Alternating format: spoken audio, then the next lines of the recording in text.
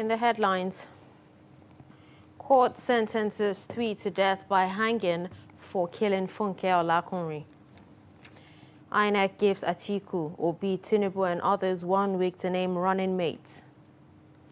UK promises £1 million support to NDLEA as Marwa seeks more help. And on the foreign scene, 15 dead, 37 injured in South African bus accident. Hello and welcome to Trust News Update. I'm Dashan Hussaina Usman.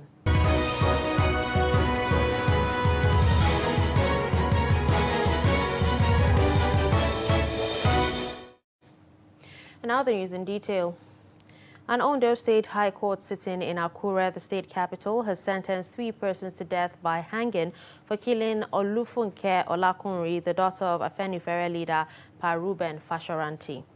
Although 4 persons, Lowell Mazaje 40, Adamu 50, Muhammad Usman 26, and Awal Abubakar 25 were accused of the crime, the trial judge, Justice William Olamide, on Friday, however, discharged and acquitted Awal Abubakar.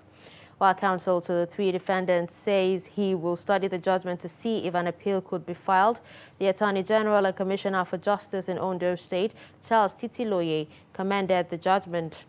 Olufunke was shot dead on July 12, 2019, while traveling between Kajola and Ore along the Ondo-Ore highway. The Ondo State government had in April 2020 arraigned them at a Chief Magistrate Court in Akure. The development came 1 week after police operatives announced their arrest. The then Force Public Relations Officer, Frank Mba, said they were arrested after the police established enough physical and forensic evidence linking them to her death. In crime, police in Kano said suspected armed robbers were arrested trying to rob one Indian national at his residence in Sharaɗa quarters. The statement signed by Police Public Relations Officer DSP Abdullahi Kiawa said also arrested was a tricycle rider Alhaji Musa at the residence of the Indian after attempting to escape. The 4 suspects, according to police, confessed to have conspired to rob the Indian but were frustrated. The PPRO said some items recovered from them include mobile phone, sharp knife, laptop and Indian rupees, among other documents. The statement said the suspects will be charged to court.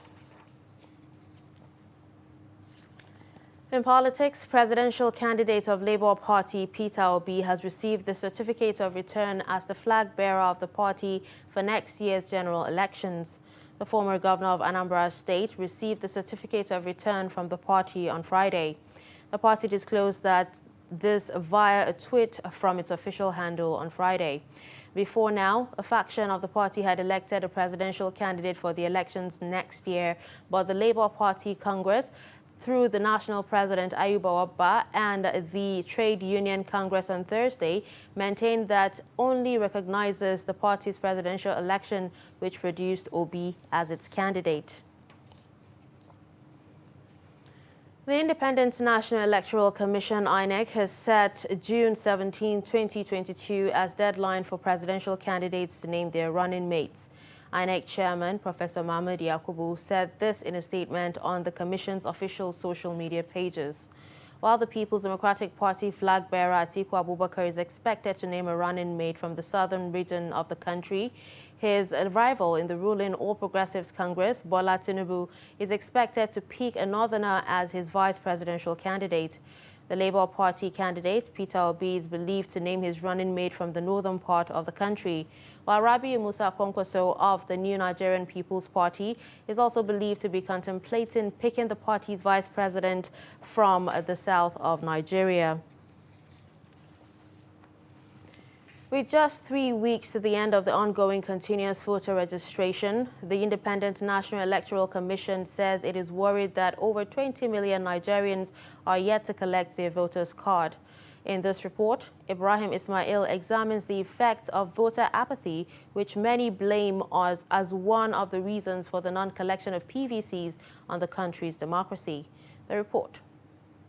The Permanent Voters Card (PVC) enables registered voters to exercise their right to vote during elections. While many Nigerians have not registered for the PVC, Millions who have registered are yet to collect their cards. Yakubu Yahya said he voted once in the 2015 election but destroyed his PVC over what he termed frustration caused by bad governance in the country. I am here at the INEC office just to accompany a friend, not for my PVC. My friend tried to convince me to register for PVC, but I won't. My national ID card is enough. I will not vote again in my life because we are the ones suffering on the queue to vote. The politicians are enjoying themselves. They always lie to us. On the flip side, some Nigerians who have permanent voters card say they are ready to participate in the forthcoming 2023 general elections. Actually, I'm very ready for the election and I already have my PVC. So I just have one or two issues which I've already resolved with the INEC, that is regarding my PVC, but I've already cleared that one. Actually, I do have my voters card and I'm fully ready to partake in the upcoming election. Now, the constitution itself of Nigeria has given each and everyone the right and also the qualities to be able to vote and to be voted for. The National Orientation Agency NOAA Gombe State Office says boycotting the electoral process will compound the country's problems. He cannot represent you if you don't have a voter's card. So you must get your voter's card so that you can vote the person you want in office so that he can represent you well. And anybody who is not representing you well, you can use your PVC to bring him back home. To enthrone good governance, citizens must participate in the country's electoral process by voting good leaders to run the affairs of the country. From Gombe, Ibrahim Ismail reporting for Trust TV. Still in politics, fresh off his victory at the presidential primaries of the All Progressives Congress, winner of the contest, Bola Ahmed Tinubu, visited President Muhammadu Buhari on Thursday at his residence at the presidential villa in Abuja. Tinubu was full of praise for the president, who he said he did not at any time attempt to tinker with the process of the primaries to favor one ethnic group over the other. Kende Amodu reports. The presidential candidate is accompanied on this thank you visit by Lagos State Governor Babajide Sanwo-Olu and his brother Wale Tinubu. Obviously elated, Senator Tinubu says the victory at the primaries does not belong to him, but to President Buhari, who is living a legacy of transparency and consistency and commitment to democratic principles and values. If you have to give it to anybody yesterday, it's not my victory that is important.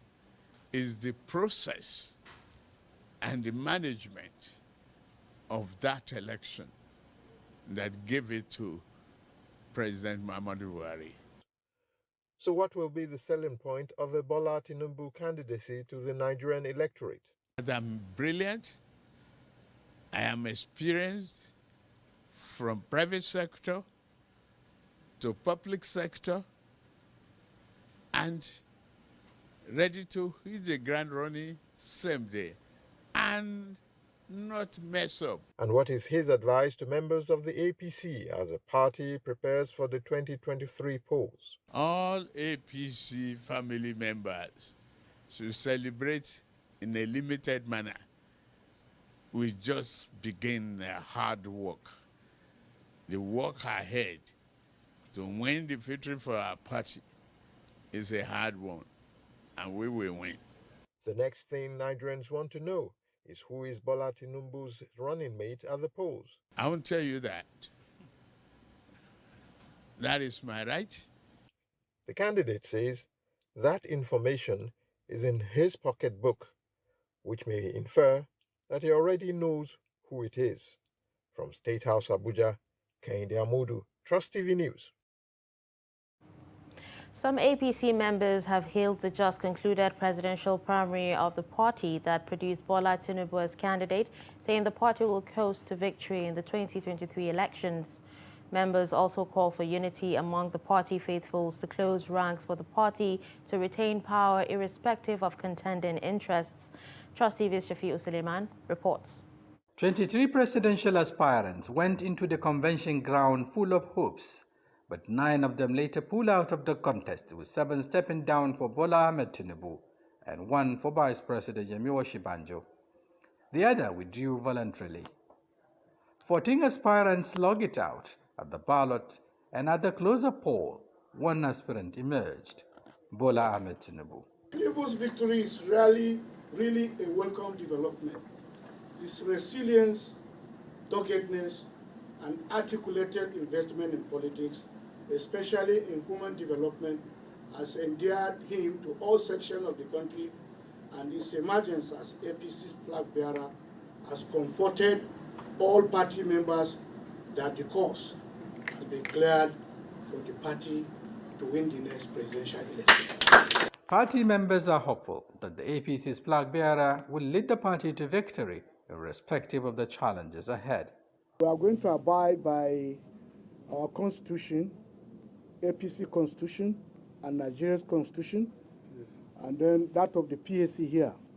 We have over 40 million people, APC members that got registered, and we have over 10,000 support groups supporting us nationwide. Yes. With this project is going to be as easy as possible. They want other contestants and the party loyalists to work tirelessly for the success of the party, which will be contesting the nation's #1 seat, with other political parties aiming at wresting power from the ruling party. Shafiu Suleiman, Trust TV News, Abuja. You're watching Trust News Update. Coming up after the break. How journalists became victims of car theft. Do stay with us. As the 2023 elections draw near, remember, evil prospers when good men and women only wish for peace, but never take a step to make peaceful elections happen. Are you a father? Are you a mother? What are you saying to your children as elections approach? Have you warned them not to let themselves be used to cause violence? Have you explained to them what the consequences of electoral violence might be? Do your part to make peaceful elections happen. Talk to your children. Protect them from unscrupulous politicians who want to put them in harm's way, while their own children are comfortable at home, within and outside the country. Let's join hands to make 2023 elections peaceful. This message is from the National Orientation Agency, NOAA.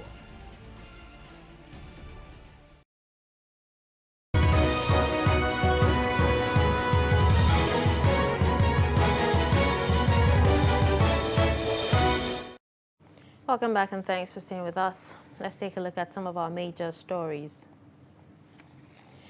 We told you that court sentences 3 to death by hanging for killing Funke Olakunrin. You also heard that INEC gives Atiku, Obi, Tinubu and others 1 week to name running mates. Moving on to more news, President Muhammadu Buhari has assured that his administration will continue to take advantage of digital technologies to transform every sector of the economy. The president gave the assurance while inaugurating the 27-member Presidential Council on Digital Economy and E-Government, headed by the Minister of Communications and Digital Economy, Isa Pantami, at the State House, Abuja. Buhari also tasked members of the council to work towards further strengthening the capacity of government to develop, adopt, and deploy digital technologies to make government more efficient and transparent, thereby improving Nigeria's global standing in the Ease of Doing Business Index.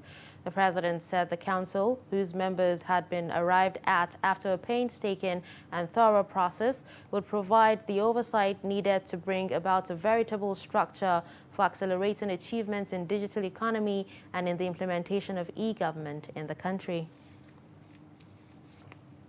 The inauguration of the council takes place today.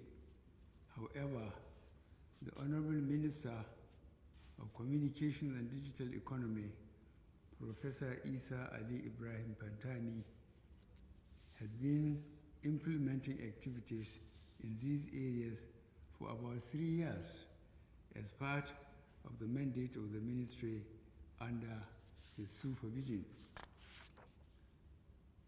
This Presidential Council will provide the oversight that will bring about a veritable structure for accelerating our achievements in Nigeria's digital economy and in the implementation of e-government in the country. I launched the National Digital Economy Policy and Strategy on the 28th of November 2019 and expanded the mandate of the then Ministry of Communications to include digital economy. Consider it as a great honor for us to be here before Mr. President for the inauguration of the Presidential Council on e-government and digital economy in Nigeria. His Excellency, Mr. President, may recall that on 28th of November 2019, this journey commenced at the International Conference Center in Abuja here, where Mr. President personally launched and unveiled National Digital Economy Policy and Strategy. In that policy, it has been clearly mentioned the need for establishing a presidential council that will coordinate the development of our indigenous digital economy. The United Kingdom has pledged to provide £1 million worth of support to enhance the operations of the National Drug Law Enforcement Agency in 2022, an additional provision over a period of 3 years. This was disclosed by the Director, Home Office International Operations, Nick Fowler, where he led a delegation from the office on a courtesy visit to the Chairman and Chief Executive of NDLEA, Brigadier General Muhammad Buba Marwa, on Thursday, June 9. According to a statement by the Director of Media and Advocacy, Femi Babafemi, Marwa had in his welcome remarks expressed appreciation to the visiting UK team and the British government for past support to NDLEA. As he said, with the expansion of the operations, command structure and staff strength of the agency, he will need more support and collaboration from the UK government. His response, Fowler, who commended Marwa for the huge success, said NDLEA, the agency has been able to play a significant role by intercepting loads of illicit drugs going to the UK, and assured that his office is now well positioned to share intelligence with the NDLEA. Nigerian Navy said it has intensified efforts in the fight against illegal bunkering and oil theft activities. Commander NNS Pathfinder Suleiman Ibrahim disclosed this to journalists at the illegal crude oil market, Port Harcourt, Rivers State. The report. In line with the mandate of the Chief of Naval Staff, Vice Admiral Awal Gombo, to maintain zero tolerance for criminal activities within the Nigerian maritime environment, the Nigerian Navy has busted an illegal crude oil market located at Couthon Channel near Obumakiri community in the Gema local government area of Rivers State, and recovered an unspecified amount of crude oil siphoned from a manifold in the area. Commander Ibrahim explained that the feat was achieved following a ground and aerial operation code named Operation Dakatar Dabarau, which means Stop the Thief, which was launched by the Chief of Naval Staff on April 1st, 2022 in Oni, River State. Just behind you, there is where we refer to as a market square. That is over 50 square kilometers where stolen crude is illegally cooked. But along the line, we were very curious to find out where the source of the crude oil that they take to Market Square to cook, where does it come from? Our tactical riverine squadron was able to identify the source of the crude oil theft.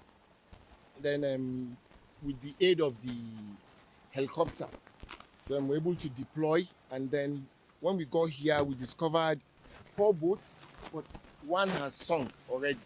So 3 of them are still floating, and we've equally discovered the manifold where this product is being stolen from. Commander Ibrahim, while reaffirming its determination to end the theft, stressed that the Navy has resolved to deploy all necessary measures to checkmate the ugly trend in the Nigeria's territorial waters.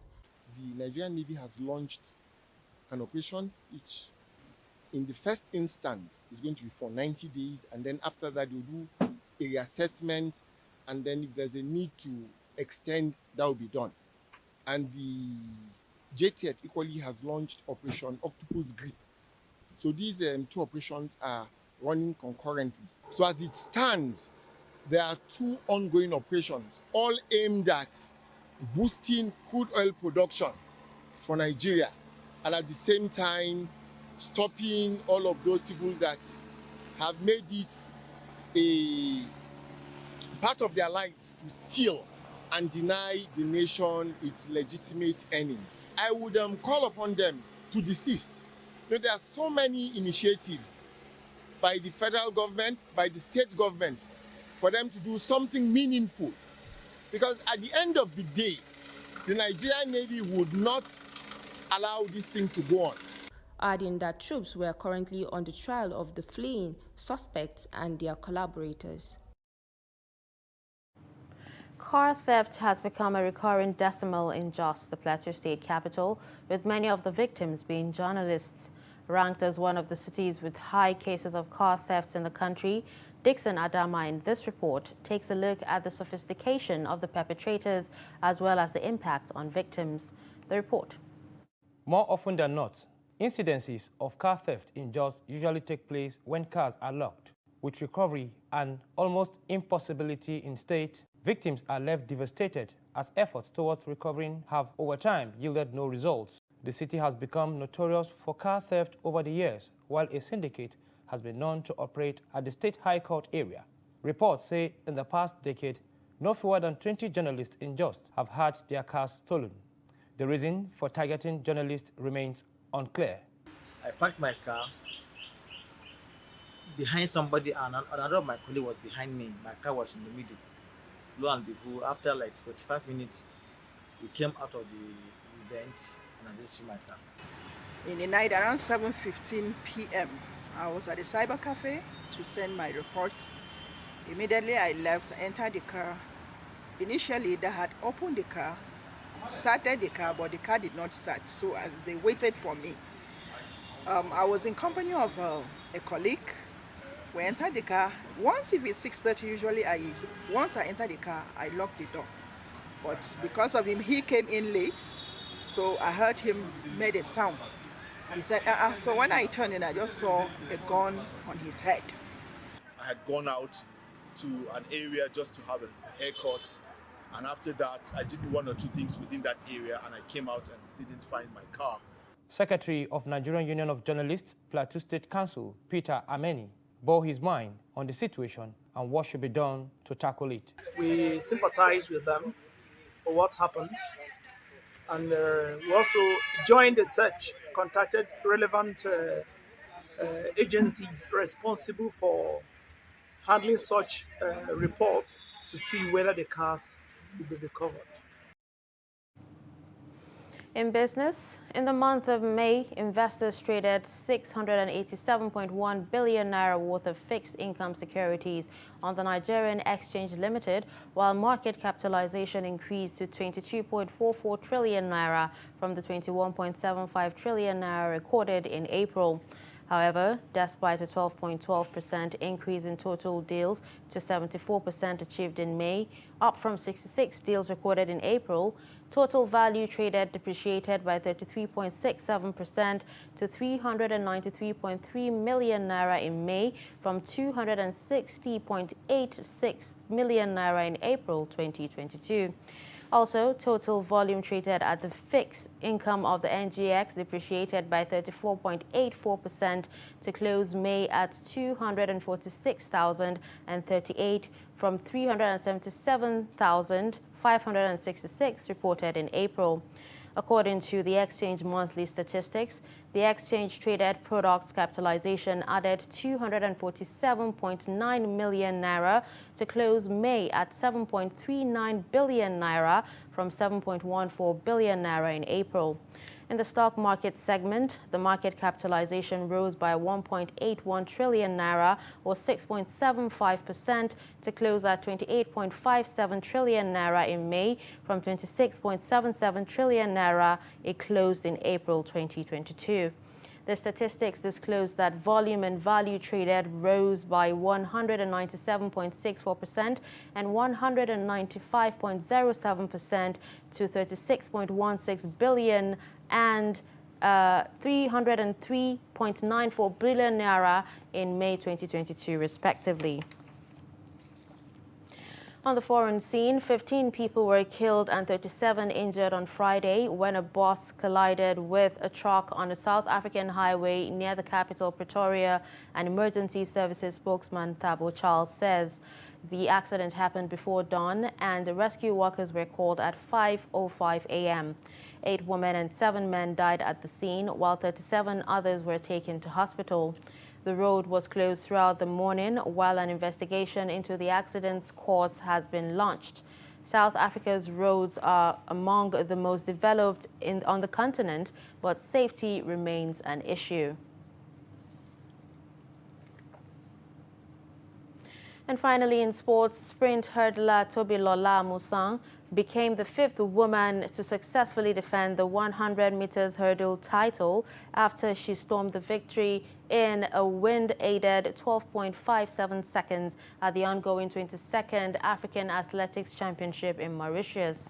Amusan, 25, who first won the title 4 years ago at the 21st edition of the championship and now has become the 3rd Nigerian after Maria Usifo, 1984 and 1985, and Glory Alozie, 1996, 1998 and 2000, and the 5th African to successfully defend the sprint hurdles title.